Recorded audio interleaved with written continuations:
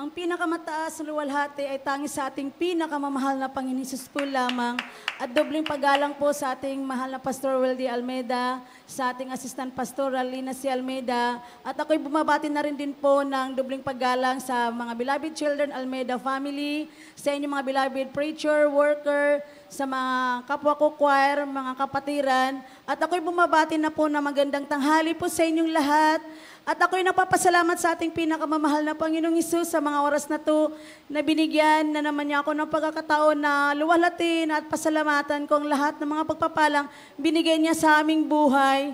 Way back 1996, nung bago ko makilala ang gawain ng Jesus Miracle Crusade, marami pa akong karamdaman, taglay-taglay po ang aking karamdaman. May karamdaman po akong heart failure, back pain, ulcer na talagang pag hindi ako makakain ng mga oras na yan, talagang nahimatay ako. Pero salamat sa ating pinakamamahal na Panginoong Hesus, lahat ng aking karamdaman nung ako'y nabautismuhan. Sa pangalan ni Hesus, lahat yan ay pinagaling ng ating pinakamamahal na Panginoong Hesus. At pasalamat din po ako sa ating pinakamamahal na Panginoong Hesus sa patuloy po naming paglilingkod sa ating pinakamamahal na Panginoong Hesus.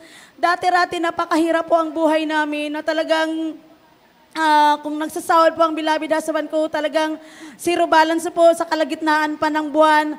Pero nung nakilala ko ang gawain ito na sinubukan ko na maraming mga kapatiran nagsasabi na pinagpala sila sa banal na gawain ito dahil sa pagbibigay. Anong time na yun na talagang hindi po ako nagdadalawang isip, talagang sinunod ko po yung mga oras na yan. Hanggang sa mga oras na to, talagang totoo ang pagbibigay. Lahat po ng pagpapala na binigay niya sa aming buhay na yung hiningi ko na magkaroon kami ng sariling tahanan at sariling sasakyan, binigay po yan ng ating pinakamamahal na Panginoong Hesus. At ako'y nagpapasalamat sa ating pinakamamahal na Panginoong Hesus sa sariwain ko lang po na hindi ko ito makalimutan na nung time na yun, sinubukan ko na ating pinakamamahal na Panginoong Hesus, nagkaroon po ako ng karamdaman na akala ko po yun na po yung time na yun na kukunin ako ng ating pinakamamahal na Panginoong Hesus. Alam nyo nung mga oras na yun, marami po akong bukol na tumubo sa aking ulo.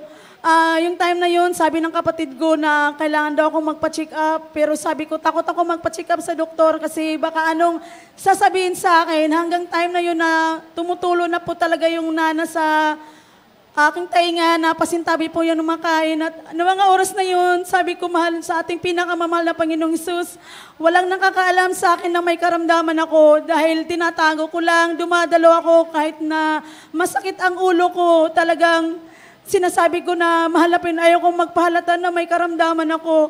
Pero sabi ko sa ating pinakamamahal na pang oras na yun, mahal na Panginoon, kung time ko na, kung dugtungan mo po ang aking buhay, patuloy akong maglilingkod at magtatapat sa iyo, mahal na Panginoon. Hiningi ko sa ating pinakamamahal na Panginoong Hesus na kung dugtungan niya ang aking buhay, patuloy akong magpagamit sa ating pinakamamahal na Panginoon. Gamitin niya ako, lalo na sa pagbibigay. Sabi ko, mahal na Panginoon, kung yan ang kaparaanan na dugtungan mo ang aking buhay, mahal na Panginoon, tutuparin ko ang iyong pangako. Kaya salamat sa ating pinakamamahal na Panginoong Hesus sa mga oras na yun. Nagdako po na ako ng ayuno sa dako po ng binyan. Sabi ko, mahal na Panginoon, habagan mo ako ng mga oras na to na kapag time na mag-ayuno ako, yun po ang ibibigay mo. Kasi time na yun, magbi-birthday po ako nung mga time na yun. Kaugalian ko po talaga na kapag magbi-birthday ako, mag-aayuno po ako sa habag na ating pinakamamahal na Panginoong Hesus. Dahil po, nung time na yun na, nung hindi ko pa po nakilalang ang gawain ito, hinulaan din po ako na hindi na po tatagal ang buhay ko. Kaya kapag nagdaos po ako ng kaarawan, talagang pasalamat ako sa ating pinakamamahal na Panginoong Hesus na didugtungan niya ang aking buhay. Nung mga time na yun, nag-ayuno po ako sa dako po ng binyan. Unang araw yun ang hiningi ko sa ating pinakamamahal na Panginoong Hesus, ang complete ng kagalingan. Nung una, unti-unting nagulat na lang ako, biglang natutuyo po yung mga sugat na bukol sa ulo ko. Nung pangalawang araw, talagang nagulat ako na impis na po yan. At sa pangatlong araw, habagan po, ay tinuyo po yan ang ating pinakamamahal na Panginoong Hesus. Kaya pinasalamatan ko yan ang mga pagsubok na yan na binigay po niya sa aming buhay na hanggang sa mga oras na to, Pinasalamatan ko ang ating pinakamamahal na Panginoong Hesus na patuloy niya kaming pinaghawakan, bagamat may mga pagsubok sa buhay. Mas higit po ang mga pagpapalang binigay po yan sa amin ng ating pinakamamahal na Panginoong Hesus.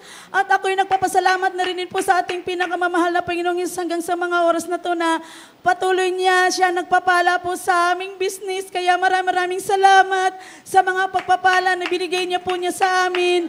At na pinasalamatan ko rin din po na umabot na rin din po kami ng 28 years sa paglilingkod sa ating pinakamamahal na Panginoong Hesus na taglay-taglay ang kalakasan na binigay niya sa aming buhay. At ako'y nagpapasalamat din po sa ating pinakamamahal na Panginoong Hesus sa mga papapalang physical, financial at higit sa lahat na spiritual nagpapapala. Ang lahat ng kapurihan ay tangis sa ating pinakamamahal na Panginoong Hesus po lamang.